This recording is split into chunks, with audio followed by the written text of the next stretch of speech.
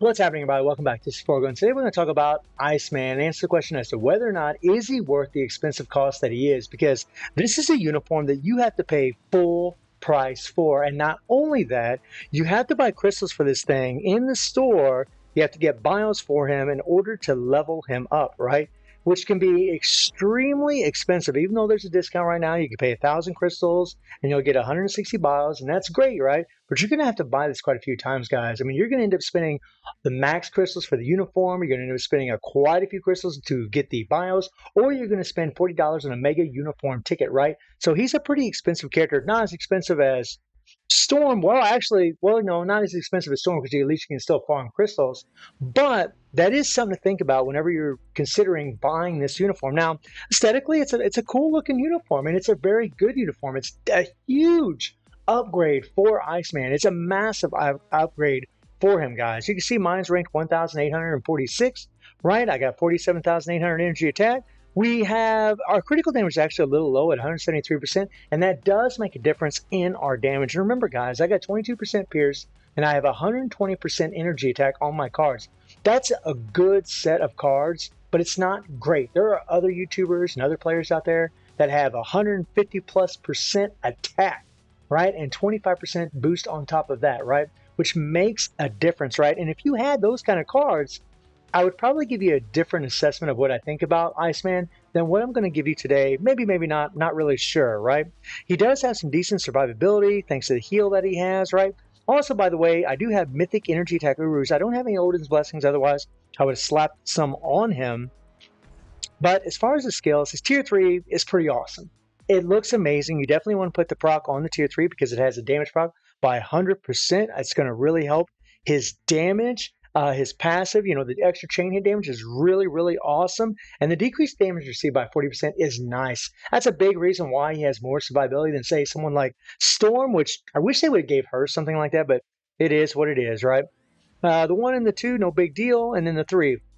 The 3 gives him damage accumulation, and then you get a 20% recovery heal. The 20% is nice, but because he's got the decreased damage received by 40%, you can make it work. I wish this heal was a little bit better. He is an Omega level mutant, but we kind of saw how they treated Storm when it came to the survivability issue. And then the 4 skill does give him super armor, which is nice, and 5 seconds of immunity. That is actually really, really good that they did that. And also the 5th skill gives him critical race. Our critical race is going to be maxed out, gives him an attack buff by 35%. That's awesome. And 3 seconds of invincibility. And you can immediately cancel the 3 and the 5, get all the residual damage from it, go straight into the 4. You can delay the 4, let the little ball form or start to form, and then you can actually go in your 2 in your rotation. And we'll talk a little bit more about that in a second. His passive, increased cold resist by 45%, but increased cold damage by 35% is really, really nice, especially for Iceman. And his leadership, decreased skill cooldown, right? Now, as far as rotation, guys, I'm going to be playing with a CTB of Judgment. The reason for that is because this guy is not very proc friendly. He's got a lot of lingering damage on his skills. His tier 3 has a lot of lingering damage, and you'll just trigger your procs over and over and over, unless you play him like what I showed you with Thor, where you actually, in your second rotation, you just let the proc trigger from your skills, let it play out, and then go into your skills afterwards. Maybe you could do it like that, but we're going to be using Judgment because, honestly, I just think it's a lot better for him. So it's just literally 3, 5, 4. He's going to go up in the air. Once the ball starts to form, then hit the 2 skill. Or and you can hit the 1 if you want. You can delay the 4 as long as he kind of comes up in the air right there. You see the ball form. You see the ball fall down right there. And you'll get all that extra damage, right? And it's literally 3, 5, 4, 2. And then 3, 5, 4, tier 3, right? And because we're using Judgment, we can easily do the tier 3 every other rotation. And his tier 3 is awesome. I mean, his skills are beautiful. Like, these things are gorgeous. I mean, they're top notch. I mean, it's just, like, this thing is awesome. Like, even with the SFX off, look at this thing. He's swooping around all over the place. This is sick. But look at how long that skill is, right? That thing will trigger your proc again unless you cancel it with another skill, right? It's just, oh my, but it's beautiful, right? And that's kind of the thing about the character. It's like he's got all these beautiful skills, and he does have very, very good damage. But you're going to find that unless your account is really, really leveled up, considering the restrictions that are going to apply to this guy in World Boss Legend, because he isn't a PvP character, you might find that he might not be worth picking up for you, right? He's got a fully awakened Power of Angry Hawk set, no artifact, and he does have a mighty CTB of Judgment, right? 200% damage proc, guys. I mean, I got him leveled up a little bit here. His uniform is only at normal. I am not going to spend crystals on those bios, and I am not going to level his uniform up to mythic. I personally don't need to do it. I've already cleared this stage, and the truth is, even if I was thinking about getting this character, I probably wouldn't after what I'm going to show you. Now, his uniform effect does give him critical damage increase by 45%. That is awesome. That really, really helps to level up his stats. The guaranteed critical rate is nice for a rage, and the increase all basic attack is really, really good whenever you're using a freeze effect, right? And, you know, when it comes to his freeze effects, I mean, obviously, he's got freeze pretty much on all his skills, obviously, right? So let me talk a little about some here, guys. So in World Boss, right? Why would you pick this character up? Okay, that's the answer. That's the question you got to ask yourself, right? He's a blast and he's a mutant. Okay, so if you go against Mephisto, you need a blast at 46. But look who is available in here, guys. Iron Man. Iron Man can go to level 80. He was the first tier 4 that we got, and he will easily destroy this thing. He will. He will plow through this much easier than Iceman would ever dream of. So right there would tell you that, no, I'd probably just level up Iron Man, right? It's a free-to-play uniform. You can max out, take it out to Mythic. So you're probably not going to use him for this. Now, obviously, guys, if you love Iceman, then yeah, of course you're going to want to buy it. You're going to want to level it up because he's your bro. You're going to level him up. I get that, right? He's your favorite character. That's all good. You should always level up your favorite characters, max them out, have fun with them. That's what games are all about. But if you're looking at this from a practical standpoint, then that he just isn't worth it for Mephisto because you're going to use Iron Man, right? You're not going to use Iceman. But what about Null? Well, Null, you need mutants at stage 50, right? And here's where I think there's a viable argument for some players, but definitely not for a majority of the players out there. And this is going to go back to what I was saying about you really, really need a super, super strong account for this guy, or maybe a brilliant CTB of Judgment. Maybe a brilliant CTB of Destruction will get it done. Like I said, maybe if you do a rotation similar to what I did with Thor, to where I made the proc work, even though he has lingering skills, right? But you guys saw the build I have on Iceman. And yes, I know it's a normal rank uniform, right? It's not a fully jacked out uniform, right? But I got a mighty CTB of Judgment. I have 120% energy attack, right? I have 22% Pierce. And let's look at the damage. Now, I could take out Mystique, and I could put in Storm to get that extra ignore dodge and get the extra elemental damage, right? But the thing is, guys, in the testing that I've done, well, for two reasons I'm going to do this. In the testing that I've done, I actually do more damage with Mystique because I got the damage of supervillains, and I have a CTP of Insight on her, right? And those two things combined actually give me more damage than Storm. And also, a lot of people aren't going to have Storm. They're just not going to have it because you actually got to pay real money for that uniform. And considering the way it's going with her, I think a lot of people are probably going to pass up on her, unfortunately. And that sucks. But it is what it is. So we're just going to use this team right here, right? And we're going to use these strikers. We've got 3 damage supervillain strikers and 2 decreased damage received supervillain strikers. I could go ahead and put in some energy. We'll just do a couple energy here. There we go. And I want you guys to watch and look at how much damage I actually do. Now, I could die here, guys, because the survivability is decent, but it's not great. He can die. Right, stage 50, Null does quite a bit of damage. So we're just going to build up that proc here. Fly up, we're going to hit that 2. And then we're going to hit the 1 to go on an iframe, try to give us a little bit more survivability. And look at the damage that we took, right? We took a lot of damn damage right there. Alright, we're just going to go ahead and hit the tier 3 because our proc already triggered. And that proc's going to trigger again. There we go.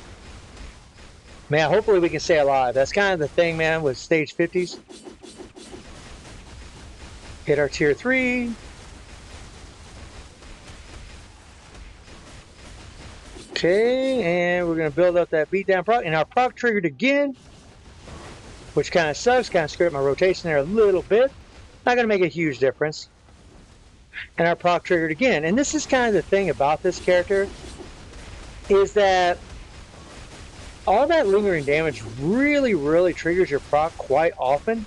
And it's pretty damn annoying, I gotta say, man. I gotta say. Okay. Okay, run around. Build up that sucker, build up that sucker, build up that sucker. Get up there, get up there. There we go, hit that tier. I mean, his tier 3 is awesome, man. The swooping around is sick.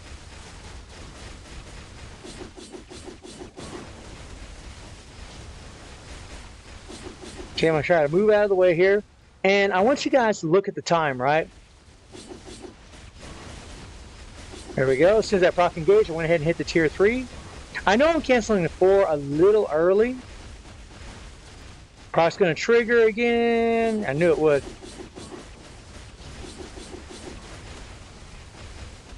Okay. And our proc already triggered, which kind of sucks. There we go. And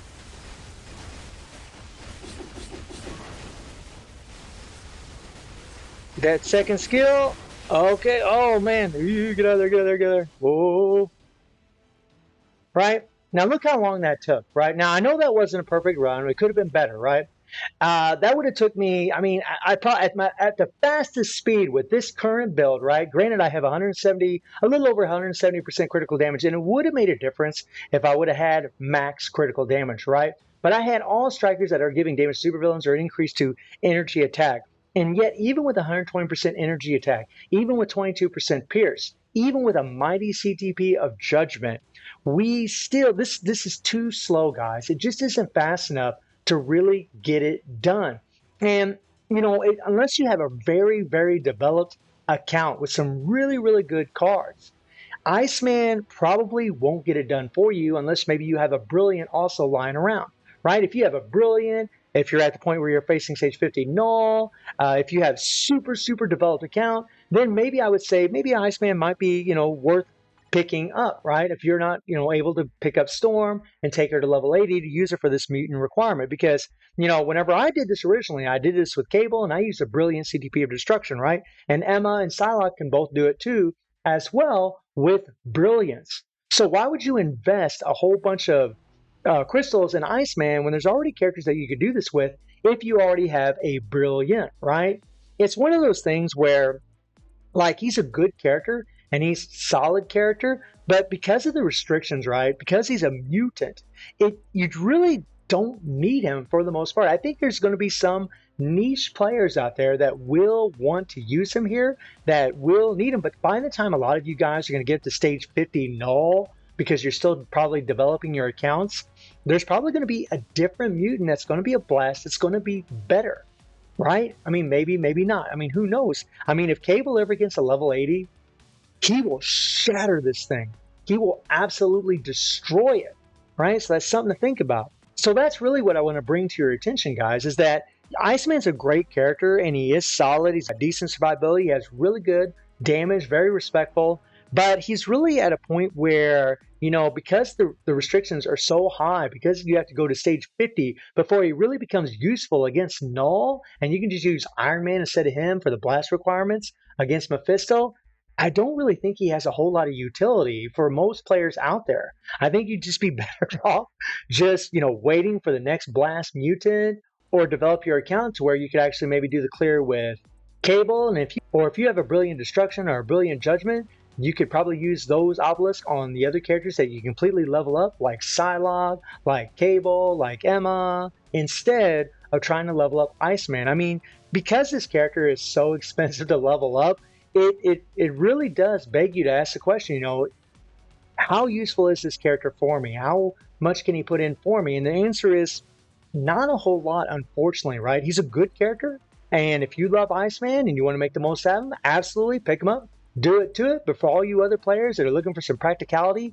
out of a character, looking for some utility out of a character, I just don't think he's a very wise choice, except for maybe some niche players out there that are already at stage 50.